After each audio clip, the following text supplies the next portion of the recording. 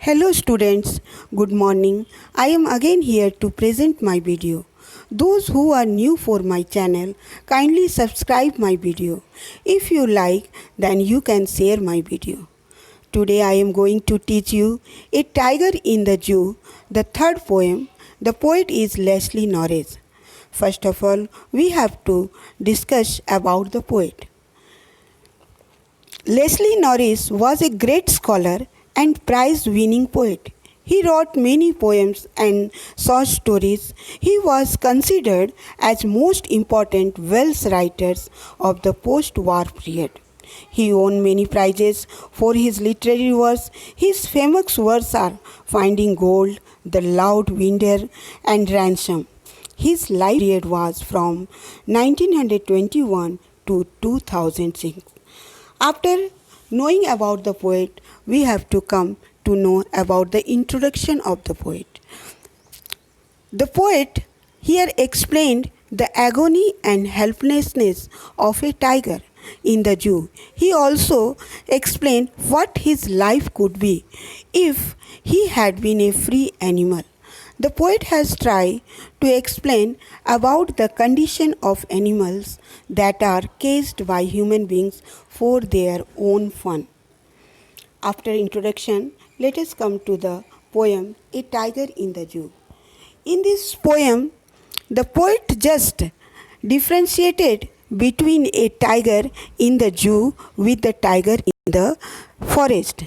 What can a tiger in the zoo could do? What can a tiger in the forest could do? First, we have to start the stanza. In the first stanza, he stalked in his vivid stripes the few steps of his cage on pads of velvet quiet in his quiet race. In the first stanza, the words, the difficult words, the stalks. The stalks means move and or follows, and the vivid means bright, and stripe the word, it means the long narrow bands, and pad means the soft part under the foot of the tiger. Race means anger. In this stanza, first stanza, the tiger was in the zoo. He was caged in the prison, and his zoo was very narrow. That's why his mood was not good. It is a very small cage. The length of the cage, he looks majestic as he slowly moves up down in his cage. The sharp and clear stripes of his body are of strong bright color. His pads are velvet soft in spite of all his strength. He only imprisoned behind the bars. The caged tiger is angry. He is full of rage, but he is quiet because he knows he could not do anything. After that, we come to the second stanza. In the second stanza, he should be lurking in shadow. Lurking means hiding. Sliding through long grass. Sliding means moving. Near the water hole. Hole means pool, where plump deer pass.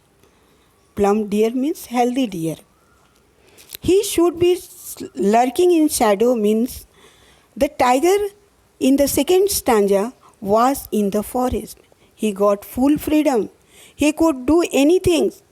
So he started just hiding in the shadow and moving through the long grass, and he also near the pool just to wait for the plump deer, healthy deers who could pass from there. Stanza 3. He should be snarling around the houses at the jungle's edge, baring his white fangs, his claws, terrorizing the village. Here, the snarling means just growling sound, roaring sound. Bearing means sowing. Fangs means teeth. Terrorizing means frightening. In the third stanza, the tiger was in the forest. The tiger would be doing in case he failed to find any prey in his natural habitat. He said that the tiger would be angrily moving around the houses in a nearly village. He would be growling at the edge of the jungles near some village. He would be showing his white fangs and frightened claws while moving here and there. He would thus become a cause of terror for the villagers. The poet here gives a hint that if we continue to destroy the forest cover and the natural habitat of the tigers, they will be forced to turn to our towns and villages to find their food. Fourth stanza. But he is locked in a concrete cell, his strength behind bars, stalking the length of his cage, ignoring visitors. Here's the difficult words are concrete cell, which means that strong prison. And stalking means we have already said it moving, and ignoring, not caring. In the fourth stanza, the tiger was locked in a concrete cell or zoo. In spite of all his strength, he now lies imprisoned behind that cell.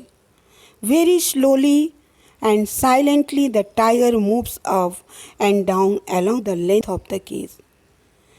He moves in an angry and threatening manner. He takes no note of the visitors who had come to the zoo to have a look at him. He completely ignored them, as none of them thought of releasing him from his prison. Moreover, due to their presence, he hardly gets any rest during the day. The last stanza 5. He hears the last voice at night, the patrolling cars, and stares with his brilliant eyes at the brilliant stars. Patrolling means to go around the area for the regular checking. Brilliance means very bright. In the fifth stanza, also the tiger was in the zoo. Due to the visitors, the tiger gets no rest during the day. Even at night, he remains disturbed due to the noise that comes from the patrolling cars. The tiger has thus lost all the hope and feels very helpless. He thus stares at the brilliant stars shining brightly in the sky. It seems that he is looking for some sort of comfort and hope in these stars. His brilliant eyes showed that he still hopes for the day when he would be able to run free in the forest. After explanation of the stanza, now we have to discuss about the summary of the poem.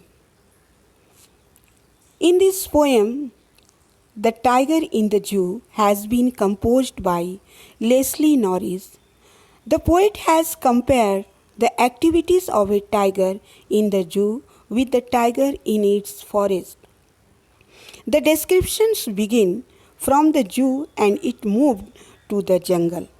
After through the study of its natural habitat, it moved back again to the zoo.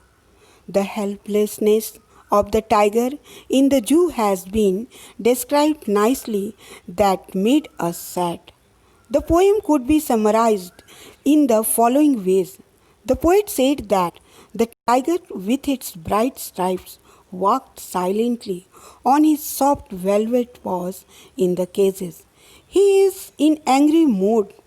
The poet remarked that he should be hiding him in the shade and moving through the tall grass near a pool from where the healthy deer moved onwards.